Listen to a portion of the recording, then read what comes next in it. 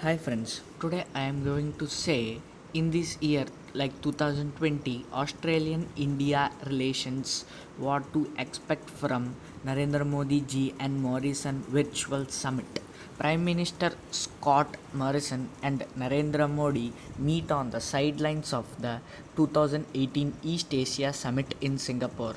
India Ministry of External Affairs have been strategic partners since 2009. The bilateral relationship between both the countries has evolved in recent years and both share strong political, economic and community ties which further strengthen relations. India and Australia have a lot in common as both are Westminster style secular multicultural democracies, growing people to people ties, including an increasing Indian diaspora in Australia, as well as Indian students choosing Australia for higher studies, tourism, sports, etc., have played a significant role in further strengthening relations between the two countries. Principle of pragmatism have been the two pillars of on which the two countries have built their partnership on exchange of prime ministerial visits in 2014 built momentum in the bilateral relationship, signifying the growing depth of the India Australia strategic partnership. The Australian Foreign Policy Blueprint, released in November 2017, sees India in the front rank of Australia's international partnerships. Regarding India Australia relations, the blueprint says that beyond an increasingly important economic relationship, our security interests are congruent, particularly in relation to the stability and openness of the Indian Ocean. Both the countries have common interests in upholding international law, especially in relation to freedom of navigation and maritime security. India's strategic engagement with East Asia and the United States is strongly supported by Australia. Because of Sir bushfires in Australia, the visit of Australian Prime Minister Scott Morrison to India, planned for January 2020, was cancelled.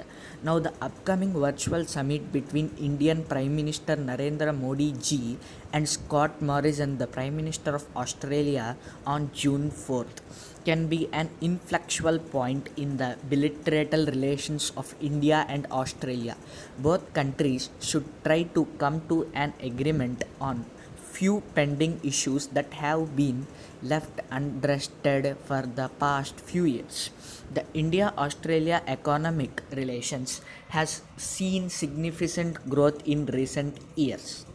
Australia recognizes the immense potential in growing economic profile of India, which is evident from the fact that its government commissioned the India Economic Strategy, which was released in 2018, but talks over a formal economic agreement have floundered. Australia and India launched negotiations for a comprehensive economic cooperation agreement (CECA) in May 2011. To date, they have had 9 rounds of negotiations, with the last leg being held in September 2015. The talks stalled, and then both India and Australia were engaged in discussing the Regional Comprehensive Economic Partnership (RCEP), which included the 10 ASEAN member states as well as Australia, China, India, Japan, New Zealand, and South Korea. India and Australia could not agree over certain clauses of RCEP, mainly regarding market access over agricultural and dairy products. Concerns regarding market access of China goods were also a major concern for New Delhi. India opted out from RCEP and did not sign the agreement, although the other countries in RCEP are still negotiating with India to join. The upcoming Modi Morrison summit should look into reviving the CECA. India is Australia's fifth largest trade partner, with a trade in goods and service worth $29 billion, represent 3.6% of the total Australian trade in 2017 and 18. Australia's exports to India were valued to 8 billion Australian billion dollars and imports at Australian 21 billion dollars. There are already more than 1 lakh Indian students who are studying in Australia, more than the two-thirds of whom are pursuing higher education. The Modi Morrison Summit must address the gaps in the educational cooperation between India and Australia. A joint working group on education already exists. This group must comprehensively suggest new innovative ways to facilitate and enhance educational cooperation. There is also a need to promote and proselytize the new Colombo Plan of Australia, which encourages Australian undergraduate students to study in Indo Pacific countries in general and India in particular. Meanwhile, the COVID 19 pandemic has thrown a curveball into diplomatic plans. Australia has been comparatively successful in flattening the COVID 19 curve and containing the spread of virus. Its geographically location has worked in its favor, making it easier to restrict the borders, and also the low population density has helped in following the social distancing norms. The spread of COVID 19 has created an opportunity worldwide to collaborate on research of and development, especially in the field of medicine. Another focus for the summit should be upgrading their defense relations during the last 2 plus 2 dialogue between the foreign and defense secretaries of both countries in December 2019. India and Australia had moved closer in to signing a mutual logistics support agreement LSA for reciprocal access to each other's bases on ports, similarly to the logistics exchange memorandum of agreement LEMOA between India and the United States. The upcoming virtual summit can take the agenda forward by signing the MLSA agreement. India's Army, Air Force, and Navy of India each have cooperation and engagement with their Australian counterparts. Astra Hind, a Special Forces Army exercise; Aussie Neds, a bilateral maritime exercise; Kakadu, a multilateral maritime exercise; and exercise Peach Black, a multilateral air exercise, are examples of the Indian Armed Force close cooperation with Australian Armed Forces.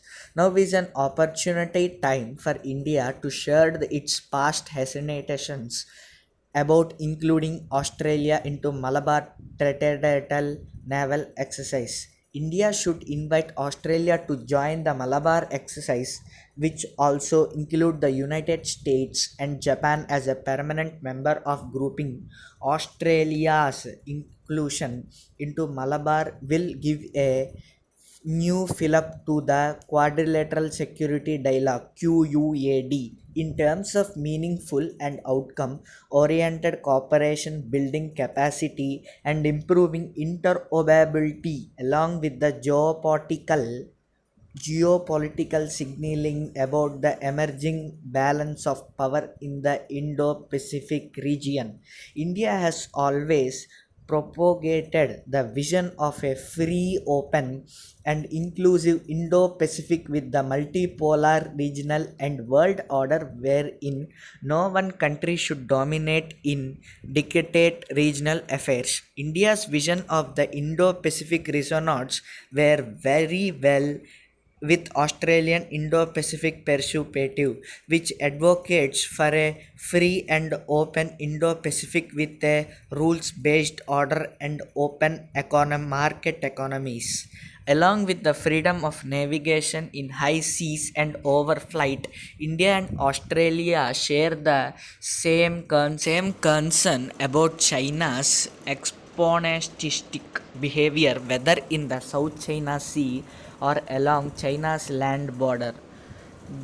Especially the ongoing India-China border standoff. Other concerns include China's economic coercion of Australia when the latter called for an independent inquiry into the origins of coronavirus, as well as China influence pending in other countries through providing instability loans and by promoting the Chinese authorization system, which unlimitedly appears to be a threat to the peaceful order in the Indo-Pacific region. Connected by the waters of the Indian Ocean, India and Australia can be two geographical, geopolitical, and geoeconomic pillars in the Indo Pacific region. The Narendra Modi ji and Scott Morrison Virtual Summit will play an important role in addressing outstanding issues so that both countries can play a pivotal role in the shaping of future of the region. Subscribe friends. Thank you friends. Bye friends.